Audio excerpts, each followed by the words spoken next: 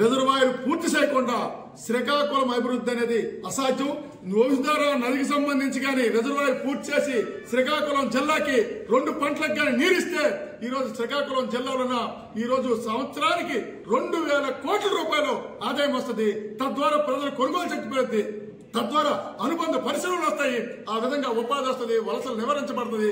ఈ రోజు కానీ 2 పంటల నీరుకి శివర భూముల వరకు కానీ నీరిస్తే ఈ శ్రీకాకుళం జిల్లా గోదావరి కృష్ణా జిల్లాలతో సమానంగా అభివృద్ధి అవుతుంది. కానీ ఈ రోజు వంశధారకు సంబంధించి ఈ రోజు అభివృద్ధి అనే చేయడం లేదు, నిధులు కేటాయించడం లేదు. ఈ రోజు నిధులు కేటాయించడం వల్ల ఈ శ్రీకాకుళం జిల్లా వెనుకబడిపోయి ఉంది. ఈ రోజు గతంలోన మనకు వంశధార ట్రిబ్యునల్ తీర్పిచ్చింది, మీరు నేరేడు దగ్గర బ్యారేజ్ నిర్మించుకోండి అని చెప్పి. ఇవాళ కేంద్రంలో బీజేపీ ఉంది, రాష్ట్రంలో ఉంది, తెలుగుదేశం ఉంది, అక్కడ ఒరిస్సాలో బీజేపీ ఉంది, ఈ కూటమి ప్రభుత్వం అధికారంలో ఉంది. మీరు గజెట్ నోటిఫికేషన్ చేసి ఎందుకు నేరేడు బ్యారేజ్ నిర్మాణం చేపట్టలేదని చెప్పి మేము కేంద్ర మంత్రి రామ్మోహన్ నాయుడు గారిని ఇవాళ మేము ప్రశ్నిస్తున్నాం. మీరు వెంటనే గజెట్ నోటిఫికేషన్ కేంద్ర ప్రభుత్వంతో వేయించి అక్కడ నేరేడు బ్యారేజ్ నిర్మించి ఇవాళ వంశధార రిజర్వాయర్ మీరు 2 పంటలకి నీరు ఇవ్వాలని కోరుతున్నాం. అది కానీ లేకపోతే ఈవేళ నేరేడు బ్యారేజ్ నిర్మాణం జరగకపోతే మొత్తం అదొక పెద్ద చెరువుగా మిగిలిపోతుంది.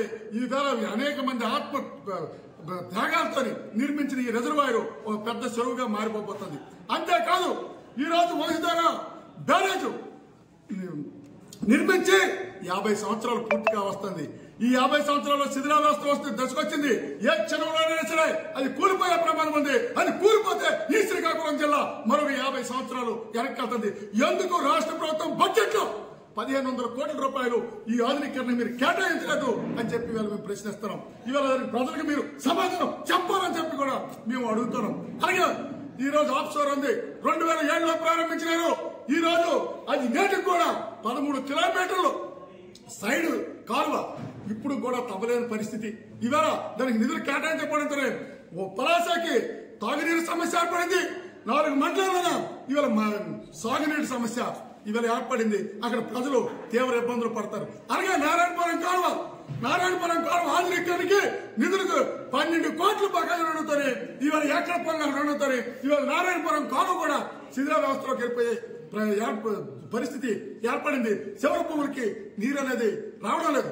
అలాగే ముఖ్యమంత్రి గారు వాళ్ళు వచ్చారు, శ్రీకాకుళం జిల్లాకు వచ్చి నేను బోధాలకి 21 కోట్ల రూపాయలు ఇస్తానని చెప్పి అది ప్రకటనకే మిగిలిపోయింది తప్ప ఆచరణకి ఎక్కడ కూడా ఉపయోగం లేదు.